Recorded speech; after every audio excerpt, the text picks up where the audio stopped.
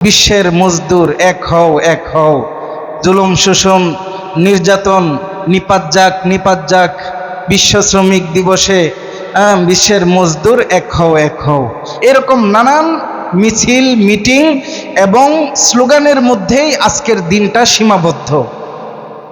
অথচ এই দিনটি মূলত ছিল একজন শ্রমিকের ন্যায্য অধিকার, তার যে সে কর্ম করবে, কাজ করবে, সেই পরিবেশের নিরাপত্তা এবং তার ন্যায্য মজুরি, বেতন ভাতা ইত্যাদি ঠিকমতো পাচ্ছে কিনা, তার অধিকার প্রতিষ্ঠিত হচ্ছে কিনা, এটা ছিল মূলত এই দিবসের লক্ষ্য।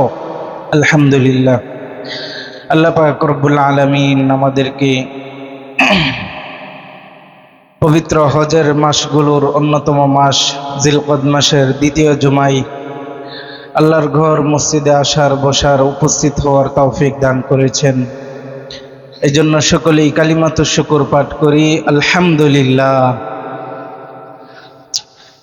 মুহতারাম মুসল্লিয়ান, আজকের আলোচনার শুরুতেই আমি একটি প্রশ্ন করব। আজকে ইংরেজি মাসের কত তারিখ? কে কে বলতে পারবেন আজকে ইংরেজি মাসের কত তারিখ? কোন মাস? মে মাস। আজকে মে মাসের 1 তারিখ। ইংরেজি বছরের পঞ্চম মাসের নাম মে, আর সেই মাসের প্রথম তারিখ আজকে 1 তারিখ।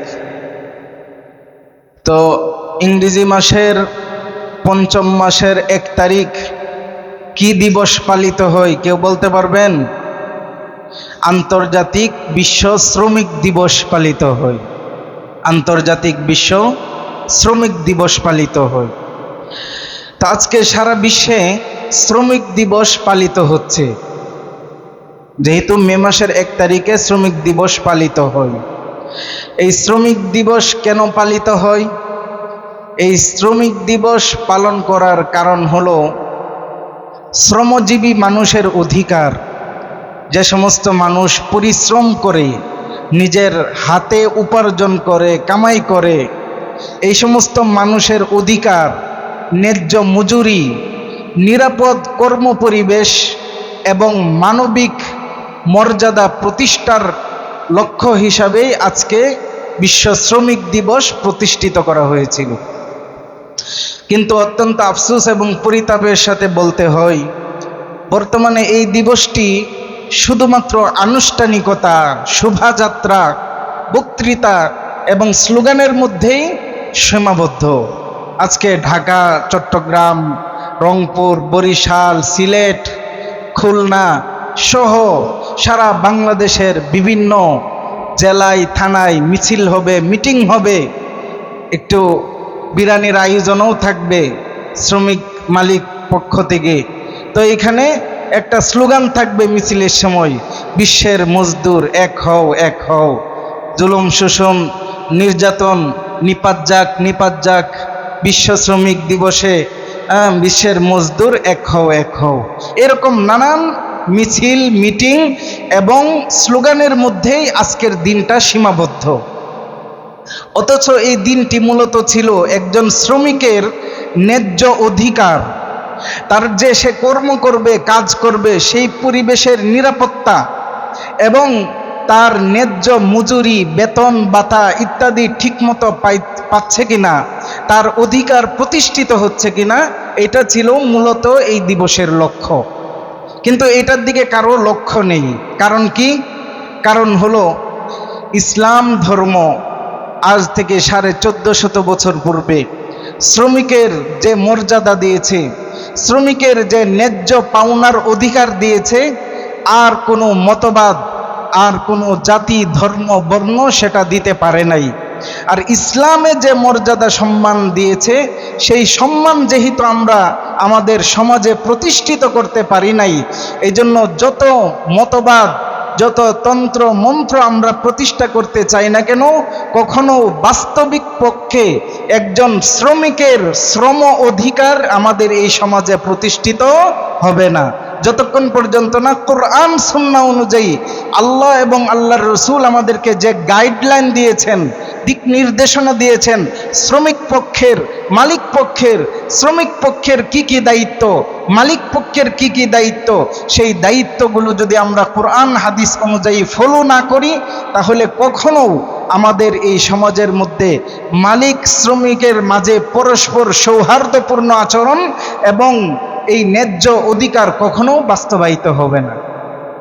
তো আজকে যেহেতু বিশ্ব শ্রমিক দিবস, এই দিবসকে কেন্দ্র করে আজকের জুমায় আমরা আলোচনা করব ইসলামে শ্রমিকের মর্যাদা ও অধিকার কি এবং মালিক ও শ্রমিকের দায়িত্ব ও কর্তব্য। তো প্রথমে আমরা আসি, শ্রমিক যারা শ্রমজীবী মানুষ তারা কোনো অবহেলার পাত্র নয়। আমরা বর্তমান সময়ে যারা চাকুরি করে, বিভিন্ন সরকারি চাকরি করে, গভর্নমেন্ট জব করে, তারা সাধারণ মানুষ যারা রিক্সা চালায়, ভ্যান চালায়, ইট ভাটার কাজ করে, বিভিন্ন কলকারখানায় কাজ করে, গার্মেন্টসের শ্রমিক, তাদেরকে তুচ্ছ তাচ্ছিল্যতার নজরে দেখে কিনা বলেন। একজন রিক্সাওয়ালা সে যদি 60 বছর বয়সেরও হয়, ছোট একটা ছেলে যার বয়স 15 হবে বা 20 বছর হবে কিংবা 25 বছর হবে, সে রিক্সাওয়ালাকে বলে, এই রিক্সাওয়ালা যাবা, এই রিক্সাওয়ালা তোমার ভাড়া কত? অথচ সে দাদার বয়সের রিক্সাওয়ালা, সে দাদার বয়সের রিক্সাওয়ালাকে তুমি করে বলে। ঠিক কিনা বলেন? বলে না? নাকি আমি মিথ্যা বলতেছি? আওয়াজ হচ্ছে না কেন? বলে কিনা বর্তমান সময়ে? বলে। সাধারণ শ্রমিক, সে শ্রমিক হওয়ার অপরাধ, এটা তার অপরাধ যে সে একজন সাধারণ শ্রমিক। এই শ্রমিক হওয়ার কারণে তাকে আমরা অনেক সময় তুচ্ছতাচ্ছিল্যতা করি। সাধারণ একজন মালিক হয়ে তার শ্রমিক তার বাবার বয়সী হলেও সে যদি কোনো ভুল ত্রুটি করে, তার গায়ে পর্যন্ত বর্তমান সময়ে হাত তোলা হয়। অথচ আল্লাহ পাক রব্বুল আলামিন আমাদের মাঝে এই যে মালিক শ্রমিকের যে ব্যবধান করেছেন, পেশার ব্যবধান করেছেন, আমাদের চেহারার ব্যবধান করেছেন, আমাদের পোশাকের ব্যবধান করেছেন, এই সবগুলো একটা শৃঙ্খলার নাম। একটা শৃঙ্খলা, জাস্ট একটা তালিকা যে তোমার এই কাজ, তোমার এই কাজ। মূলত আমাদের প্রত্যেকজন একে অপরজনের সহযোগী হিসাবে আল্লাহ পাক রব্বুল আলামিন আমাদেরকে এই দুনিয়াতে পাঠাইছেন।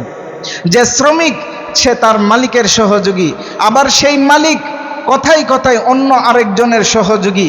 আল্লাহ পাক এইভাবে আমাদের পরস্পরকে পরস্পরের জন্য সহযোগী হিসাবে বানিয়েছেন। কেউ কারো গোলামি করার জন্য বানান নাই, কেউ কারোর সাথে শত্রুতা পোষণের জন্য, দুর্ব্যবহারের জন্য, খারাপ ব্যবহার করার জন্য আল্লাহ পাক আমাদেরকে এই আইডেন্টিফাই দেন নাই। এই পরিচিতি কেবলমাত্র একটা শৃঙ্খলার নাম।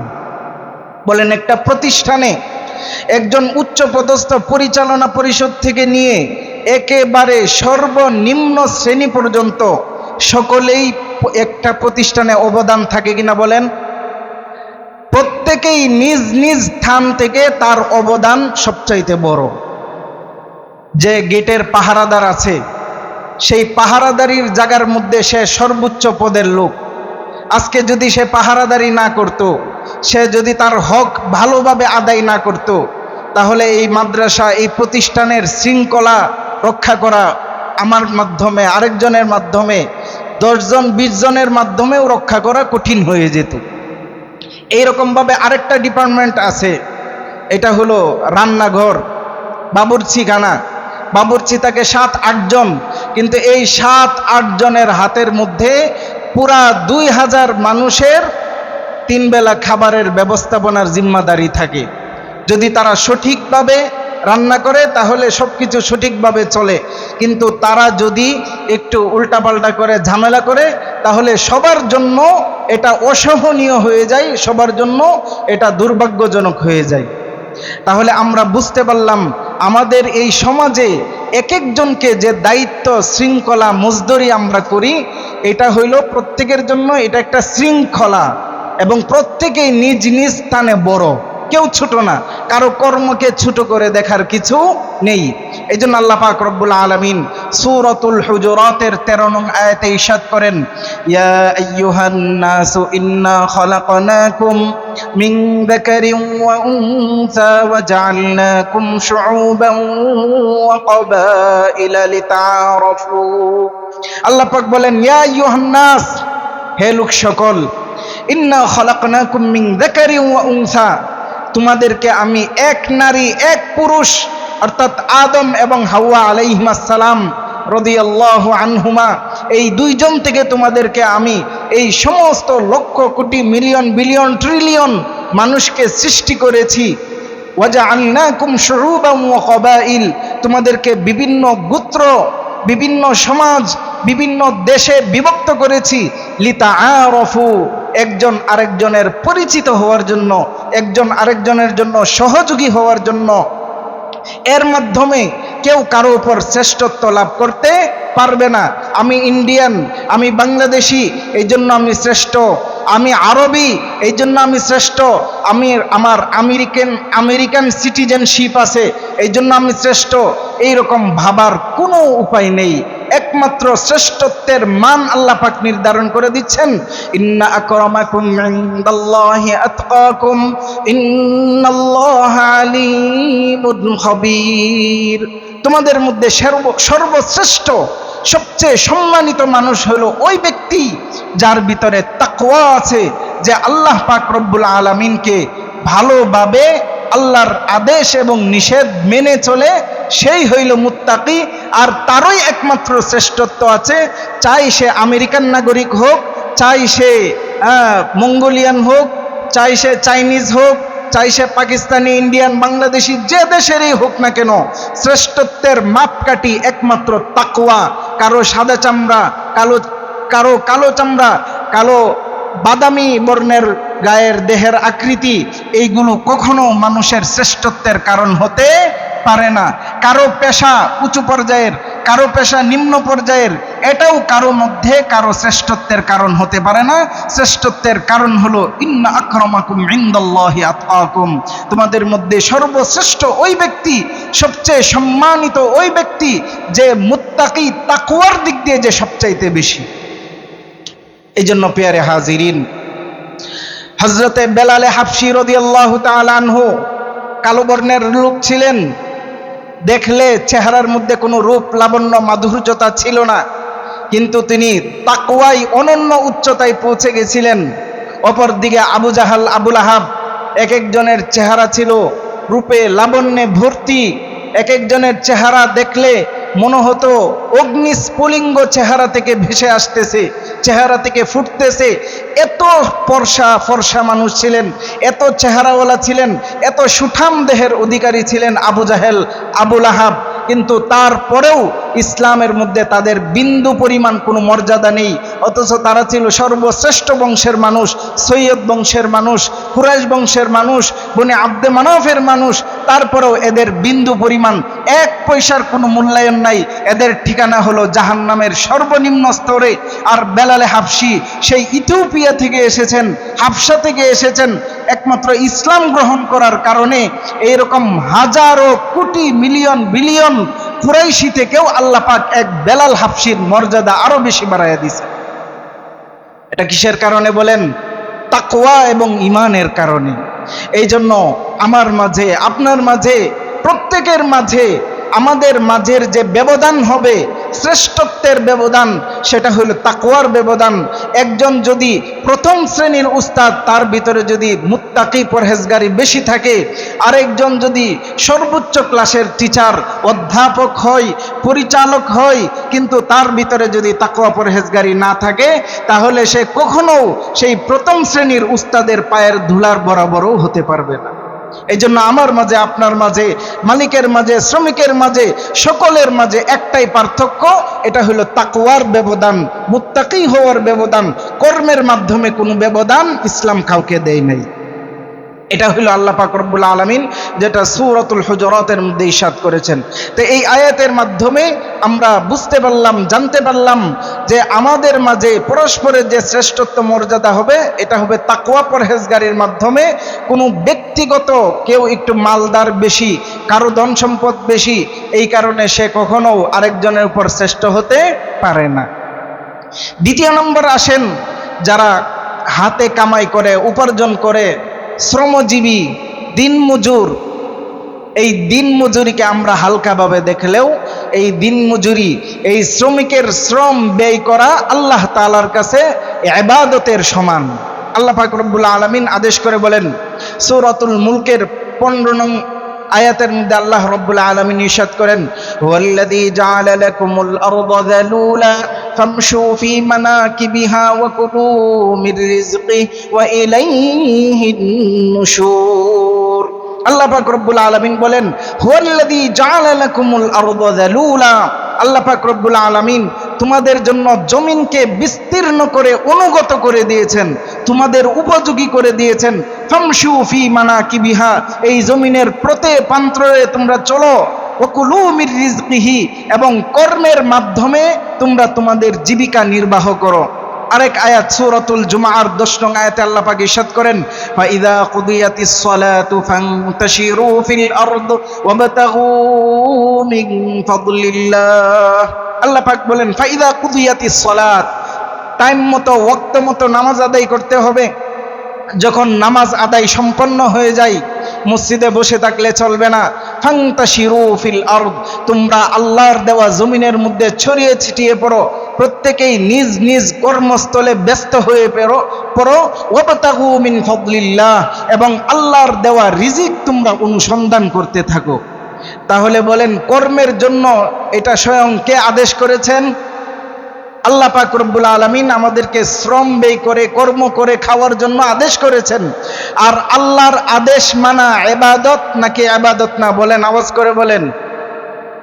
আল্লাহর আদেশ মানা ইবাদত, ইবাদতের মধ্যে শামিল। সুতরাং কোনো ব্যক্তি যদি ফাইদা কুদিয়াতিস সালাত, সময় মতো নামাজ আদায় করে, হুকুকুল্লাহ ভালোভাবে পালন করে, আল্লাহর হক আদায় করে, সে যদি জমিনের মধ্যে ছড়িয়ে পড়ে, কৃষিকাজ করুক, দোকানদারি করুক, ব্যবসা বাণিজ্য করুক, প্রত্যেকেই নিজ নিজ চাহিদা মতো, রুচি মতো যে শ্রেণীর কাজই করুক না কেন, সেটাই আল্লাহ পাক রব্বুল আলামিন ইবাদত হিসাবে গণ্য করবেন ইনশাআল্লাহ। তো এই জন্য আমাদের কারো কোনো কর্মকে ছোট করে দেখার কোনো উপায় নেই, বরং প্রত্যেকের কর্মই আল্লাহ পাক রব্বুল আলামিনের কাছে ইবাদত হিসাবে গণ্য। এরপরে আসেন, এই হাতের কামাই, এটা যে কত গুরুত্বপূর্ণ ইবাদত। as-সুনানুল কুবরা লিল বাইহাকির 11695 নং হাদিসের বর্ণনায় এসেছে, عن عبد الله بن مسعود رضي الله تعالى عنه قال قال رسول الله صلى الله عليه وسلم طلب كسب الحلال فريضة بعد الفريضة। আল্লাহ নবী ইরশাদ করেন, হযরত আব্দুল্লাহ ইবনে মাসউদ রাদিয়াল্লাহু তাআলা আনহু থেকে বর্ণিত, তলাবু কাসবিল হালাল ফরিয়্যা বা'দাল ফরিয়্যা, আল্লাহর দেওয়া যে ফরজ নামাজ আছে, ফরজ বিধান আছে, আল্লাহ রাসূল বলেন আল্লাহর ফরজ বিধান আদায়ের পরে সবচাইতে বড় ফরজ হলো হালাল উপার্জন করা। আল্লাহর ফরজ বিধানের পর সবচাইতে বড় ফরজ বিধান কোনটা বলেন? হালাল উপার্জন করা। হালাল উপার্জন করা, যার মাধ্যমে নিজের পেট চলবে, নিজের পরিবারের ভরণ পোষণ চলবে, সেটার জন্য আয় উপার্জন করা, সেটা হইল হালাল উপার্জন। সেই হালাল উপার্জন করাও একটা ফরজ, আল্লাহর বিধান, আল্লাহর ফরজের পরে। তো এই ফরজ আমরা অনেক সময় আদায় করতে, বিভিন্ন সময় মানুষকে দেখা যায় যে শ্রমজীবী হতে লজ্জা বোধ করে, মানুষের কাছে হাত পাতবে, মানুষের কাছে ভিক্ষা চাইবে, মানুষের সদয় অনুগ্রহ এইগুলো কামনা করবে। কিন্তু অনেক যুবক লোক আছে না, বাজারে পথে ঘাটে দেখা যায় যুবক, শরীর ভালো, তারপরেও ভিক্ষা করে, আছে কিনা বলেন? এরকম বহু মানুষ আছে যে ভিক্ষা করে। অথচ ইসলাম এবং নবীজির শিক্ষা, করোনা কবু ভিক্ষা, নবীজির শিক্ষা করোনা কবু ভিক্ষা, কখনো ভিক্ষার নির্দেশ ইসলাম দেয় নাই, বরং ভিক্ষা থেকে ইসলাম সব সময় নিষেধ করেছে। আমি বেশ কয়েকটি হাদিস ইনশাল্লাহ আপনাদের সামনে তিলাওয়াত করব। সর্বপ্রথম আমি যে ঘটনা আপনাদের সামনে উল্লেখ করব, আল্লাহ রসুলের জামানার একটা ঘটনা। নবীজির কাছে একজন আনসারী সাহাবী আসলেন। عن أنس بن مالك رضي الله تعالى عنه أن رجلا من الأنصار أتى النبي صلى الله عليه وسلم يسأله। হযরত আনাস ইবনে মালিক রাদিয়াল্লাহু তাআলা আনহু বলেন, হাদিসটি সুনানে আবু দাউদের 1641 নম্বর হাদিস। হযরত আনাস ইবনে মালিক বলেন, এক আনসারী লোক আল্লাহর কাছে আসলেন ভিক্ষা করতে। আল্লাহর রাসূলের কাছে কি করতে আসলেন বলেন? ভিক্ষা করার জন্য আসছে। ভিক্ষা করার জন্য আসার পরে আল্লাহর রাসূল বললেন, আমা ফি বাইতিকা শাইউন, ও মিয়া ভিক্ষুক, তোমার বাড়িতে কিছুই নাই? তখন সেই ব্যক্তি বলল, ক্বালা বালা, সেই ব্যক্তিটি বলল, হ্যাঁ আমার বাড়িতে কিছু জিনিস আছে। আল্লাহর রাসূল বললেন, কি আছে? তিনি বললেন, হিলসুন নালবাসু বা'দাহু ওয়া নাবসুতু বা'দাহু ওয়া কাবুন নাশরাবু ফীহি মিনাল মা। ওগো আল্লাহর রাসূল, আমার ঘরে দুইটা জিনিস আছে। একটা কম্বল আছে, যে কম্বলের অর্ধেক আমার গায়ে দেই, আর অর্ধেক নিচে তুষক হিসাবে বিছানা পাতি। আরেকটা পানির কাঠের পাত্র আছে, এই পাত্র দিয়ে আমি পানি পান করি। তো এই কথা শোনার পর আল্লাহ রাসূল বলতেছেন, ইতিনি বিহিমা, আমার কাছে এই উভয়টা জিনিস নিয়ে আসো। ফাআতাহু বিহিমা, সাহাবী বাড়িতে দৌড়ে গেলেন, দৌড়ে গিয়ে উভয়টা জিনিস আল্লাহ রাসূলের কাছে নিয়ে আসলেন। ফাআখাযাহুমা রাসূলুল্লাহ সাল্লাল্লাহু আলাইহি ওয়াসাল্লাম বিয়াদিহি, আল্লাহর রাসূল সেই উভয়টা জিনিস, কম্বল আর পানির পাত্র গ্লাস, এইটাকে আল্লাহ রাসূল হাতে নিলেন।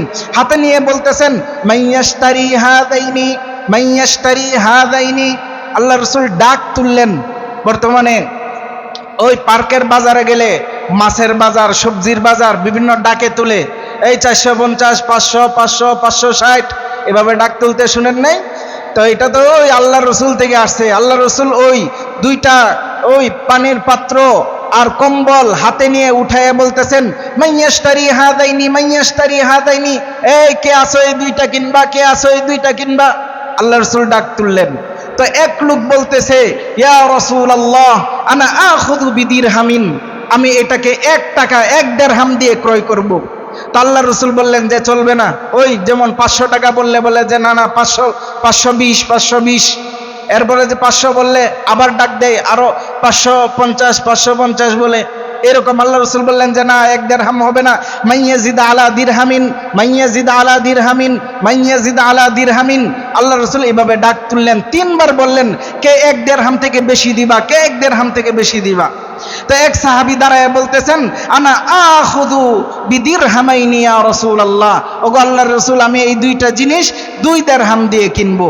ফাশতারাহু ফাআতাহুমা, আল্লাহর রাসূল তাকে সেই দুইটা জিনিস, কম্বল এবং এই পানির পাত্র, সেই দুইটা জিনিস দিয়ে দিলেন। সেই লোক আল্লাহর রাসূলের হাতে 2টা দিরহাম দিলেন। তো 2 দিরহাম আল্লাহর রাসূলের হাতে দেওয়ার পরে আল্লাহর রাসূল এই 2টা দিরহাম ওই আনসারী সাহাবীকে, ওই ভিক্ষুক যিনি ভিক্ষা করার জন্য আসছেন, সেই ভিক্ষুকের হাতে তুলে দিলেন।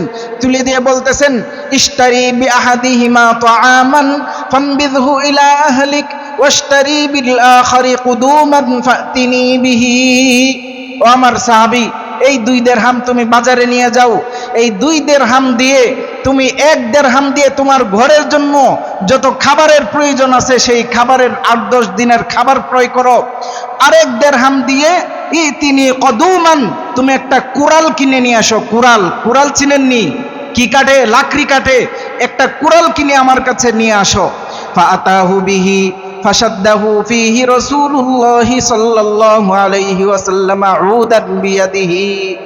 সেই সাহাবী সে এই 1 দিরহাম দিয়ে তার পরিবারের জন্য খাবার কিনে নিয়ে আসলেন, আরেক দিরহাম দিয়ে একটা কুড়াল কিনলেন এবং আল্লাহ রাসূল বলে দিয়েছেন, কুড়ালটা কিনে আমার কাছে নিয়ে আসবা। তো আল্লাহর রাসূলের কাছে সেই কুড়াল নিয়ে আসলো। সেই কুড়াল নিয়ে আসার পরে আল্লাহর রাসূল তার নিজ বরকতি হাতে একটা কুড়ালের জন্য হাতল কাটলেন কাঠ দিয়ে। সেই কাঠ বাঁশ হোক যে কোনো একটা হাতল আল্লাহর রাসূল এই কুড়ালের মধ্যে লাগাইলেন। সেই কুড়াল লাগানোর পরে আল্লাহর রাসূল সেই লোকের হাতে বললেন, এই কুড়ালটা দিয়ে দিলেন এবং বললেন, ইযহাব ফাহতাতিব, যাও তুমি জঙ্গলে চলে যাও এবং লাকড়ি কাটতে থাকো। ওয়াবি', লাকড়ি কাটতে থাকবে, দৈনিক যে পরিমাণ লাকড়ি হয় সেই লাকড়ি তুমি বেচতে থাকবে। ওয়ালা আরায়ান্নাকা 15 ইয়াওমান, আর সাবধান, তোমাকে সাবধান করে দিচ্ছি, আগামী 15 দিন তুমি আমার কাছে আর আসবে না। এমন মনোযোগের সাথে তুমি কাজ করবে, তোমার যত নামাজ আছে, যত রোজা আছে, যত ইবাদত বন্দিগি আছে, সব কিছু তুমি সেই জঙ্গলের মধ্যে করবে। আর তুমি লাকড়ি টাকরি যা কিছু কাটার তোমার কাজে তুমি মনোযোগ দিবে। আগামী 15 দিন আমার দরবারে এসে আমার সাথে আর সাক্ষাৎ করতে হবে না। 15 দিন পরে তুমি আমার কাছে আসবে। সেই সাহাবী চলে গেলেন, 15 দিন পর্যন্ত কঠোর পরিশ্রম করলেন।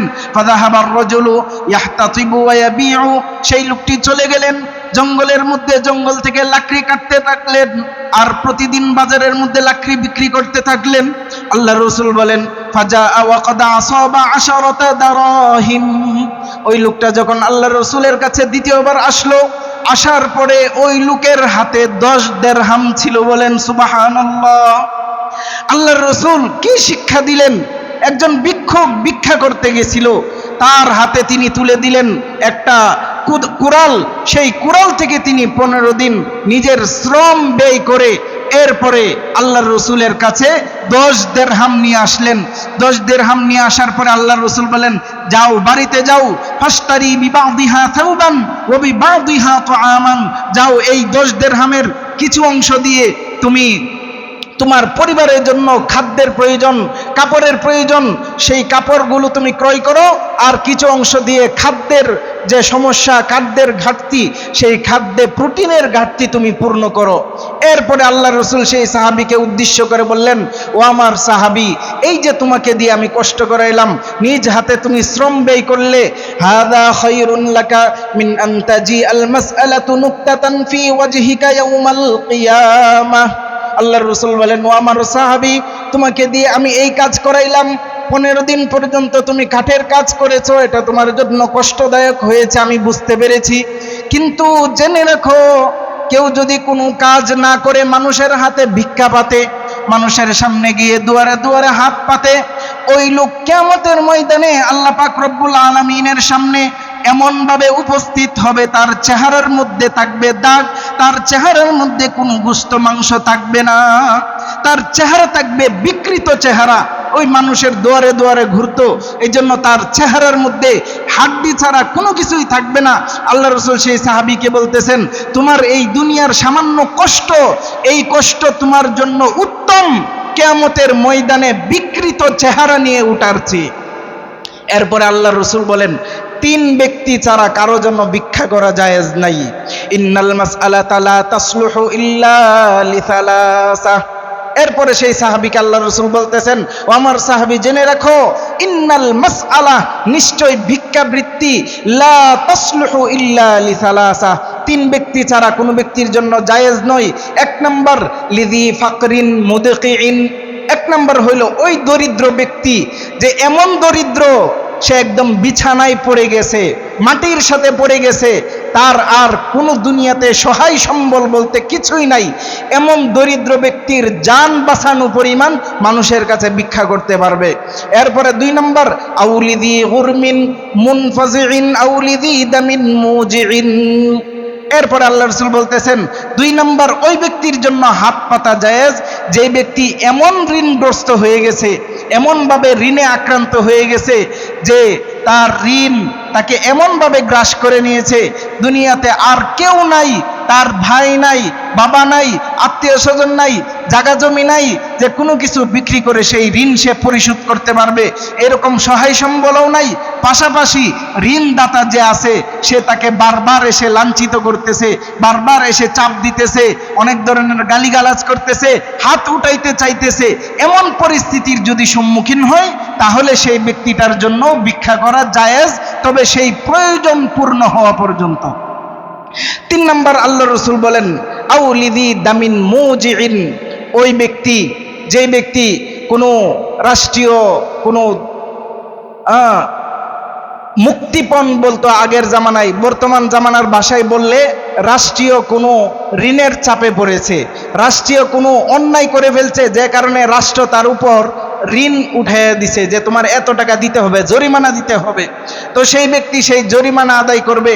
অথবা আগের যুগে ছিল, কোনো মানুষ যদি কাউকে অনিচ্ছাকৃত হত্যা করত কিংবা ইচ্ছাকৃত হত্যা করত, তো তার পরিবার চাইলে তাকে এই হত্যার বিনিময়ে হত্যাও করতে পারত, অথবা মুক্তিপণ নিয়ে ছেড়ে দিতে পারত।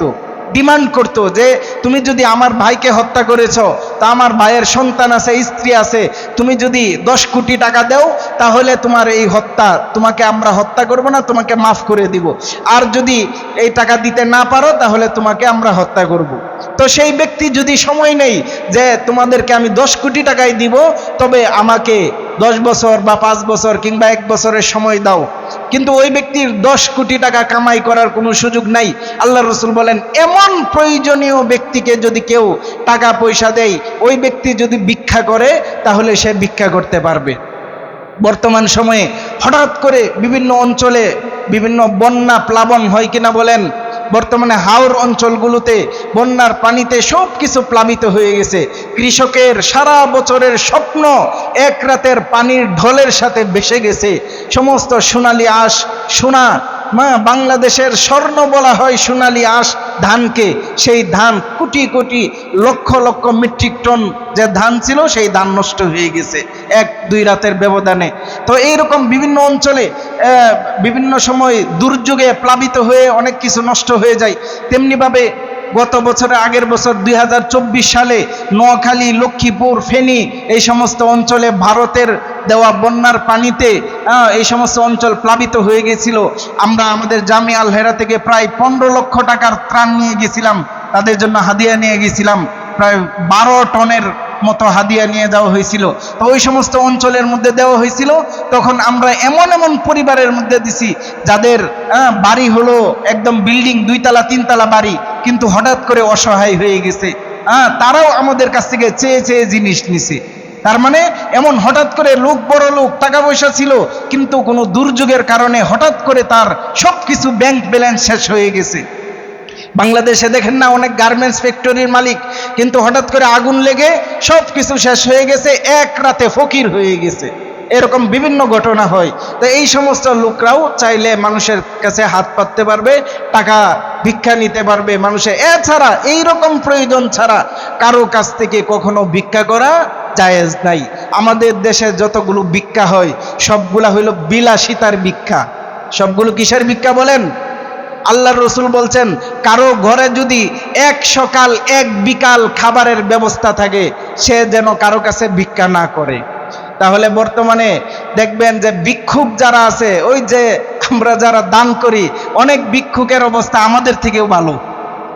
ওই পাশে ঘাটপাড়ে বাসা এক ব্যবসায়ী, টাঙ্গাইল শহরে বড় ব্যবসা করেন, মনিহারি দোকান। তো তিনি বলতেছেন যে এই রমজানের ঘটনা আমাদের কাছে একবার আসছিল, আসার পরে বললাম যে ভাই ব্যবসা বাণিজ্যের কি অবস্থা। তো তিনি ঘটনা বলতেছেন যে হুজুর ব্যবসা বাণিজ্যের কি অবস্থা আর বলবো, এই আজকে এক ফকির আসছিল দুপুর 12টার দিকে। বললাম কত টাকা হয়েছে? ফকির আসছে আমার কাছ থেকে ভিক্ষা নিতে। তো ফকিরে বললাম কত টাকা হয়েছে? সে দুপুর 12টার সময় বলতেছে 1500 টাকা হয়ে গেছে। কয় অথচ আমি সকাল থেকে আমি নিজেই 1500 টাকা বেচতে পারি নাই। যে ভিক্ষা দিবে সে 1500 টাকা বেচতেও পারে নাই, কিন্তু ভিক্ষুকের 1500 টাকা হয়ে গেছে। তো বিলাসিতা বর্তমানে ভিক্ষাবৃত্তি হয়ে গেছে, বিলাসিতা, পথ চরিত্র, আখলাক খারাপ। সারা জীবন ভিক্ষা করাটাই তার চরিত্র হয়ে গেছে। এরকম ভিক্ষাবৃত্তি যারা করে তারা, আল্লাহ রসুল কঠিন ভাষা প্রয়োগ করেছেন যে কিয়ামতের ময়দানে এই সমস্ত মানুষ, তাদের চেহারা এমনভাবে উঠবে যে আল্লাহ রসুল কোন হাদিসে বলেছেন তাদের চেহারা একদম আগুনে জ্বলে পুড়ে উঠবে। আর কোন হাদিসে আছে চেহারার মধ্যে কোনো গোশত থাকবে না। আর কোন হাদিসে আছে যে ভিক্ষার জন্য নিজের থলির মধ্যে টাকা পয়সা নেই অথবা ধান চাউল ইত্যাদি নেই, আল্লাহ রসুল বলেন সে ধান চাউল নেই না, ফালিয়াস্তাকমিল জামরান, সে যেন কয়লা, আগুনের কয়লা, অগ্নিস্ফুলিঙ্গ তার বেগের ভিতরে ঢুকায়, আগুন খায়, সে মানুষের ভিক্ষা খায় না। এই জন্য মুহতারাম মুসল্লিয়ানে কেরাম, আমরা কখনো পরনির্ভরশীল হব না, বরং প্রত্যেকেই আমরা নিজেদের উপর নির্ভরশীল হব। আল্লাহ পাক রব্বুল আলামিন এটা অত্যন্ত গুরুত্বের সাথে পবিত্র কোরআনে আদেশ করেছেন, এবং আল্লাহর রসুলও আমাদেরকে ওই পূর্বে যে ঘটনা বললাম ভিক্ষাবৃত্তির, আল্লাহ রসুল নিজে এইভাবে সাহাবা একরামদেরকে ফেরত রেখে স্বাবলম্বী করেছেন। এই জন্য বর্তমানে আজকের যে 1 মে বিশ্ব শ্রমিক দিবস, এই শ্রমিক মালিক উভয় পক্ষকে দায়িত্ব এবং কর্তব্য নিজেদের ভালোভাবে আদায় করতে হবে। মালিক পক্ষের 1 নম্বর দায়িত্ব নিজের আমানতদারিতা রক্ষা করে তার শ্রমিকের মূল্যায়ন করা। আল্লাহ পাক বলেন, ইন্নাল্লাহা ইয়া'মুরু বিল আদলি ওয়াল ইহসান ওয়া ইতা'i যিল কুরবা ওয়া ইয়ানহা আনিল ফাহশাই ওয়াল মুনকারি ওয়াল বাগই ইয়া'iযুকুম লাআল্লাকুম তাযাক্কারুন। মালিকের 1 নম্বর দায়িত্ব তার শ্রমিকের যে পাওনা আছে, যথাযথ পাওনা, যথাযথ শ্রম অধিকার তাকে দিয়ে দেওয়া। 2 নম্বর মালিকের দায়িত্ব তার শ্রমিকের যে প্রাপ্য পাওনা আছে, যখন যে বেতন পাওয়ার কথা, প্রতিদিন দৈনিকের যে মজুরি আছে সেই মজুরি তাকে যথাসময়ে আদায় করা। আল্লাহ রাসূল বলেন, আতুল আজিরা আজরাহু ক্বাবলা আন ইয়াজিফা আরাকাহু, তোমরা তোমাদের শ্রমিকদের ঘাম, শরীরের ঘাম শুকিয়ে যাওয়ার আগেই তাদের পারিশ্রমিক পরিশোধ করে দাও। এরকমভাবে মালিকের 3 নম্বর দায়িত্ব হলো, যদি তার শ্রমিক অসুস্থ থাকে কিংবা রোজাদার থাকে তাহলে কাজের চাপ কমায় দেওয়া। আল্লাহ রাসূল বলেন, ওমান খাফফাফা আন মামলুকিহি ফিহি গফারাল্লাহু লাহু ওয়া আ'তাকাহু মিনান নার, যেই ব্যক্তি তার শ্রমিকের বোঝাকে হালকা করে দিবে রোজা রাখার কারণে অথবা অসুস্থতা বা অন্য যে কোনো কারণে, কিন্তু পাওনা ঠিকই যথাসাধ্য আদায় করবে। 500 টাকা দিনমজুরি ছিল, 500 টাকা ঠিকই আদায় করবে, কিন্তু তার কাজকে, তার অসুস্থতার কারণে অথবা অন্য কোনো কারণে তার কাজকে হালকা করে দিল, কিন্তু পারিশ্রমিক কমাইলো না। আল্লাহ পাক বলেন, এমন মালিকের সমস্ত গুনাহ আল্লাহ পাক মাফ করে দিবেন। ওয়া আ'তাকাহু মিনান নার, এবং আল্লাহ পাক রব্বুল আলামিন তাকে জাহান্নাম থেকে মুক্তি দান করবেন। এটা তো গেল মালিকের দায়িত্ব। আর শ্রমিকের দায়িত্ব আছে। শ্রমিকের 1 নম্বর দায়িত্ব হলো, কখনো মালিকের কাজের মধ্যে প্রতারণা, ধোঁকাবাজি করা যাবে না। মালিকের কাজকে আমানতদারিতা, বিশ্বস্ততার সাথে আদায় করতে হবে। মালিকের কাজ কখন কি সেটা সঠিকভাবে আদায় করতে হবে। কোনো 2 নম্বরই করা যাবে না, কোনো ফাঁকিবাজি করা যাবে না, সময়কে নষ্ট করা যাবে না। দেখা যায় অনেক সময় একটা কাজ চাইলে 2 ঘন্টায় করতে পারে, কিন্তু সেটা 2 ঘন্টায় না করে দেখা যায় এমনি এটা নিতেছে, ওইটা নিতেছে, ওইটা করে একটু বিড়ি খায় আর একটু বসে থাকে, একটু দোকানে যায়, এমন করতে করতে 2 ঘন্টার কাজ 5 ঘন্টায়ও করে না, এরকম গাফিলতি করে। এটা শ্রমিকের জন্য কখনো উচিত হবে না, এটা জায়েজ হবে না। শ্রমিকের জন্য এই সারাদিন কষ্টই করলো, কিন্তু এই যে টাকাটা সে কামাই করলো, 500 টাকা, 700 টাকা, 800 টাকা নিল, এটা তার জন্য বৈধ হইল না, এটা তার জন্য হারাম হয়ে গেল। এই জন্য প্রতারণা, ধোঁকাবাজি নয়, বরং বিশ্বস্ততা, আমানতদারির সাথে নিজের কাজগুলো করে যেতে হবে। আল্লাহ পাক রব্বুল আলামিন আমাদের দেশের সমস্ত শ্রমিক ভাই যারা আছেন, মালিক পক্ষ যারা আছেন, তাদের সবাইকে সহিহ বুঝ দান করুন। সবাই বলি আমিন। মালিক শ্রমিক সবাইকে নিজ নিজ দায়িত্ব ও কর্তব্য আদায় করার তৌফিক দান করুন। সবাই বলি আমিন। ওয়া আখিরু দাওয়ানা আনিল হামদুলিল্লাহি রাব্বিল আলামিন।